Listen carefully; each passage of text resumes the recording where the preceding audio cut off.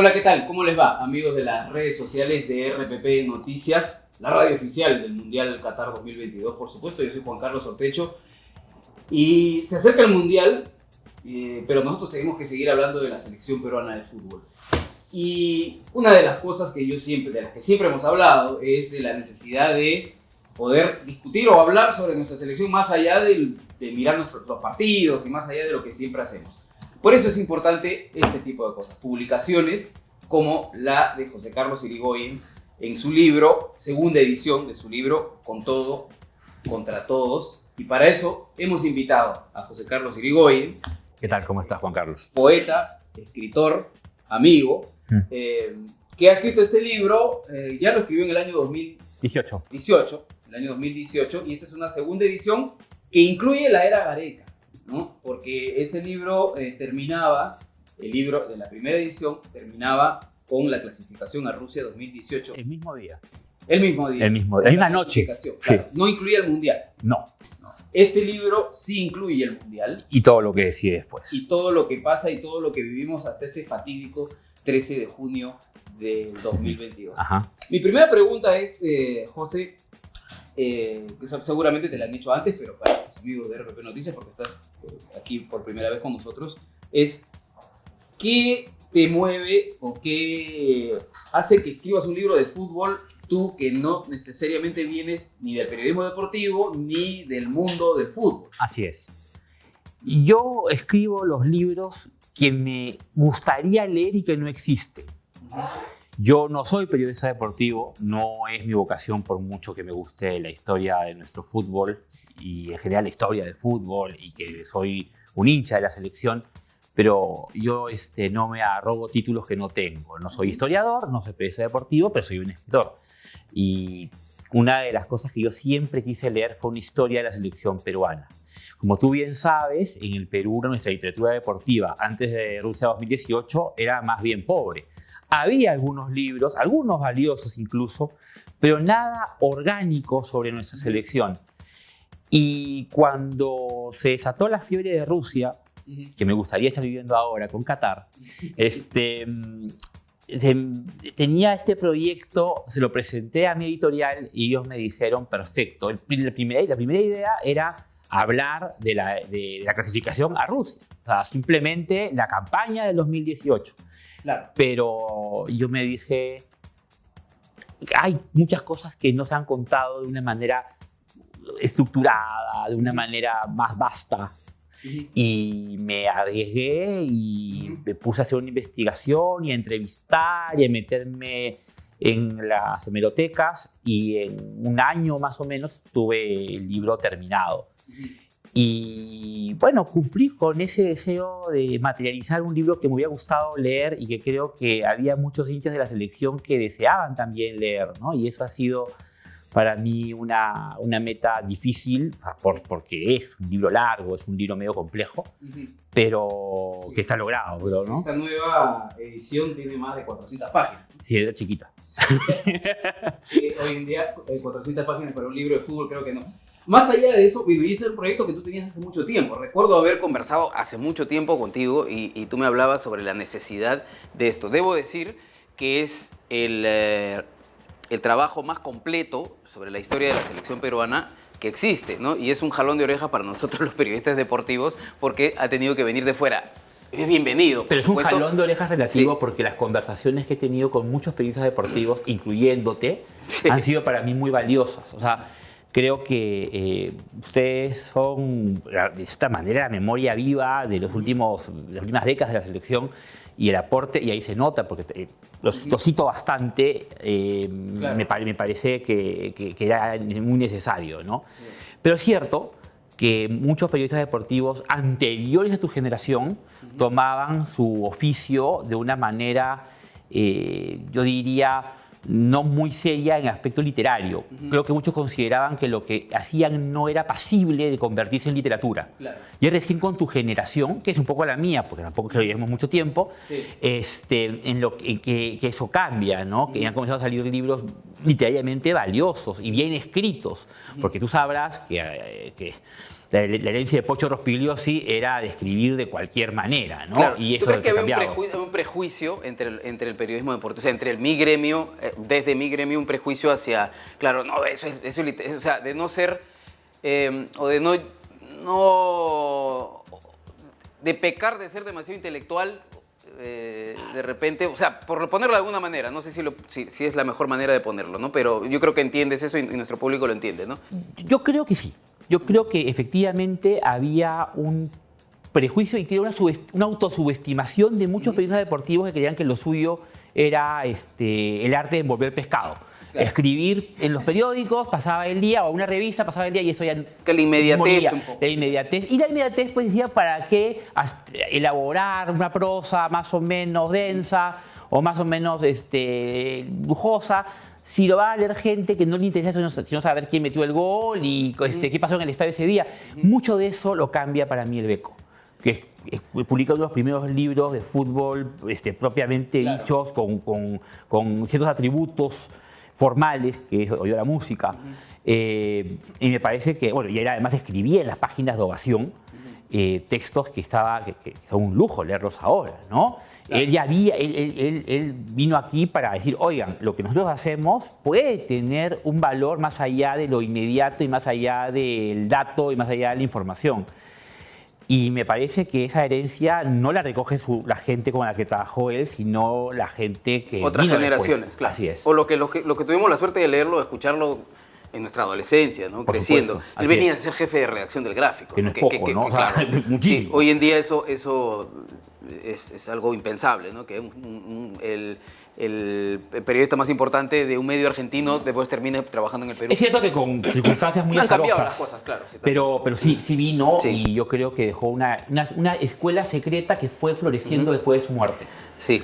Ahora, tú bien dijiste que esta explosión o estas publicaciones que han salido de manera ya más regular a partir de la clasificación de Perú al Mundial 2018, es algo que, sí, bienvenido, es algo que se ha podido ver en los últimos años, pero ¿tú crees que depende de los éxitos del fútbol peruano para que esto continúe? Porque, por ejemplo, para este Mundial no se ve el mismo número de publicaciones. De hecho, el tuyo es algo extraordinario, sí. excepcional. Salió un libro de La Padula, sí. ¿no? Por ahí hay un par de publicaciones más, pero no es lo mismo. En el 2018 salieron como 20. Sí, claro. Algunas de ellas que sí están en mi estante y se quedan ahí porque tienen valor. Benditos de Renzo Gómez y Luis Laos, es un libro bastante bien hecho. Pero es cierto, lamentablemente dependemos mucho de la coyuntura. No tenemos una escuela ya instaurada como pasa en Argentina. Argentina vaya a un mundial, pero le vaya bien, le vaya mal. Siempre hay ahí una maquinaria de autores, como por ejemplo Burgo, que me parece que es un ejemplar. Claro. Su libro sobre el partido de Argentina y la Inglaterra es el mejor libro de fútbol que se escrito en Sudamérica. Coincido. O sea, no, es que es brillante. Y ahí ya hay algo instaurado, en Chile incluso. También hay una explicación lógica. Perú estuvo 35 años sin ir a un mundial. No había mucho que contar. Es decir, había un pasado más o menos glorioso, pero 35 años son varias generaciones que no han tenido un modelo de escritores, de libros sobre fútbol o de deportes, y eso recién ha ocurrido con Rusia. Pero sí me da pena, es cierto que tengamos que depender de éxitos coyunturales para que la gente se anime a escribir. Yo me he prometido, y eso para mí es muy importante, que pase lo que pase, cada 4 años yo voy a seguir aumentando este libro.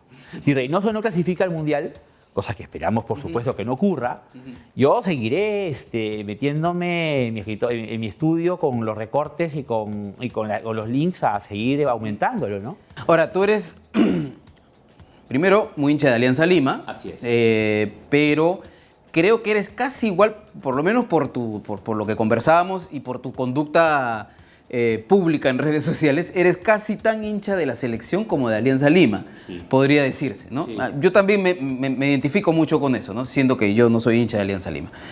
Pero Es que no tienes ni que decirlo. No tengo, porque es público y notorio que soy hincha de la U de toda la vida, ¿no? Entonces, te decía hace un rato que no con la misma intensidad que cuando tenía 20 años, ¿no? Porque no es insalubre ser tan hincha como era yo en esa época. Es tóxico, es verdad. Sí, es muy pero tóxico. bueno, además ahora por la naturaleza de mi trabajo no puedo hacerlo. Por una cuestión deontológica. Sí, correcto. Pero mi pregunta iba hacia, como hincha te pregunto, como hincha de la selección, ¿estás tan entusiasmado con Reynoso como lo estuviste? Yo sé que estuviste muy entusiasmado con Gareca, o estás, y que extrañas a Gareca, Claro. ¿no? Y tú como hincha, ya hablando no como escritor, sino como hincha, ¿qué te parece lo que viene con Reynoso? ¿Le das un buen augurio o no? Yo, para empezar, sí tengo que hacer una pequeña, un pequeño matiz.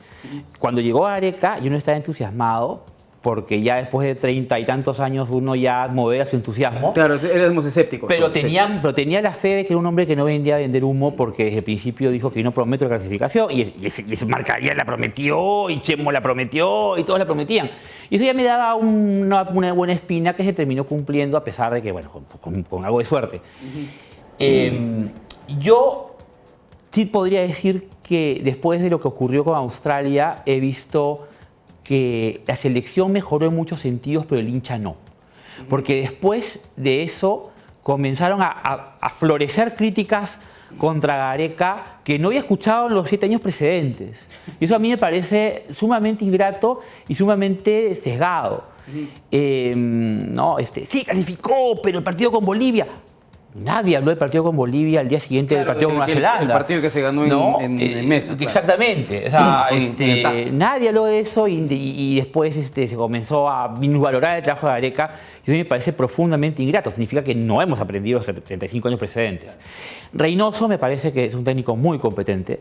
Me parece que es un técnico serio. Me parece que es un técnico que trabaja. Y me parece que es un técnico que está con la madurez necesaria para abordar la selección, no como Chemo cuando la abordó en los Mioses. Cuando dicen que Reynoso es el nuevo Chemo, me parece también que es disparatado, ¿no? ¿Crees que también hay mucho del hincha de Alianza también con Reynoso por el pasado? Hay un sector del hinchaje que obviamente no pueden separar el tema del hinchaje por el club y por la selección. Sí, yo creo que eso existe. Que hay como, no sé, un cortocircuito ahí. Como pasa en todos los equipos, Juan Carlos, tenemos hinchas pensantes, tenemos hinchas reflexivos y tenemos otro tipo de hinchas. Y lamentablemente eso suelen ser la mayoría. Sí, hay una onda contra Reynoso de parte de algunos que proviene, pues, de la historia que ya sabemos, claro, de su historia de amor y odio con Alianza, etcétera. Pero yo siempre he intentado que en el caso de los entrenadores y los jugadores de la selección, independientemente del club al que pertenezcan o al que hayan pertenecido, son para mí jugadores de la selección. Yo no grito más un gol de Cueva que un gol de Flores. O sea, me parece que... Yo no pienso en eso cuando juega la selección. Me parece sectario. Es sectario, o sea, creer... Que una persona, mezquino pensar que una persona apoya más a un jugador porque perteneció al...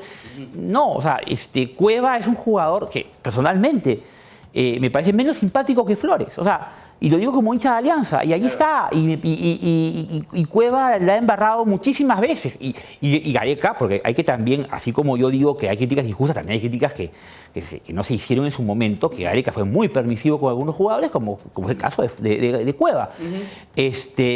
Pero yo creo que lo peor que le puede pasar a las elecciones es entrar en sectarismos que no conducen a nada, que no benefician además a nadie, más que, digamos, algunas páginas de Facebook, ¿no? que explotan este tipo de diferencias. Y que salen como hongos todos los días. Es impresionante, sí. Eso sí. Ya para ir cerrando, porque dice que los tiempos en televisión son tiranos, en las redes sociales son peores, y lo va y lo va, nuestro amigo Jeremy, que es nuestro productor aquí, puede ser testigo de eso. No te voy a preguntar si tienes otros libros de fútbol en la cabeza, porque sé que sí los tienes, pero no vamos a... Yo sé que lo peor que le puedes pedir a un escritor es decir qué vas a escribir, porque evidentemente siempre eso uno tiene ideas que pueden ser originales o no. Pero ¿qué libros tú crees que no se han escrito sobre la historia del fútbol peruano que se deberían escribir? ¿No? Nos quedamos aquí hasta las 8 de la noche. Pero ¿cuáles son los más pero voy a importantes? decir 3, pues. Ya. Una biografía de Teófilo Cubillas. Me parece que, o sea, no puede ser que en Chile tengan una de Tudor y nosotros tenemos una de Cubillas. O sea, es una cosa que no tiene sentido. O una biografía de César Cueto. Claro. O incluso, mira, una de Lolo. Que me parece que es un personaje mítico. Bueno, está la de Efraín Treyes, ¿no? Sí, claro, ya, claro. Pero yo me refiero a una cuestión más integral y mejor escrita. Claro. Lo siento. Y creo que, por ejemplo, debería escribirse un libro sobre el Mundial de Argentina de 6-0, porque yo creo que es una historia hasta novelable. Ajá. Tiene la esencia de una buena ficción, y creo que es un libro que, bien investigado, podría causar una polémica Estoy sana. de acuerdo. Sí. ¿No? No, y nunca ha sido, o sea, siempre se ha tocado superficialmente y hay 1000 teorías al respecto, ¿no? Claro. Creo que pasa lo mismo con la tragedia del Fokker, ¿no? Que también hay 1000 teorías conspirativas, otras no, pero nunca se ha contado de manera correcta, Sí, creo. pero ahí te voy a decir una cosa, Juan Carlos. Hay fibras que incluso un escritor que intenta ser lo más objetivo posible es muy difícil tocar. Ajá. Yo cuando escribí este libro, por ejemplo, y es un caso muy, pero muy distinto, el partido con Chile, el 97, yo no lo había visto en 20 y pico años, Claro. y lo tuve que ver entero. Yo no había vuelto a ver el partido con Australia, y no lo pienso ver de nuevo, o sea, por 20 años por lo menos. Pero lo del Fokker ya es una cosa muy dolorosa. A mí todavía me duele. Yo tenía 11 años cuando cayó el avión. Y a mí cada aniversario de la tragedia a mí me sigue doliendo. Sí, claro. Pero yo creo que sí es un proyecto a trabajar. Sí, es parte de nuestra historia, ¿no? Creo que esto. Ahora sí para terminar, mencionas el 13 de junio. Hay momentos en la historia del fútbol peruano en las que el dolor no termina de cerrar nunca. O sea, puede cicatrizar, pero está ahí siempre. Sí. Creo que, por ejemplo, el gol de Gareca que nos elimina en el 85 es algo que me duele hasta el día de hoy. La eliminación del 97 es dolorosísima. También me duele. Y para nuestros padres, la contra Chile 73. Sí, la de Chile 73. Sí. El 6-0 con Argentina, el 5-1 con Polonia. Ahora, ¿en qué escala pones este 13 de junio en términos de dolor y de humillación? Está demasiado fresco.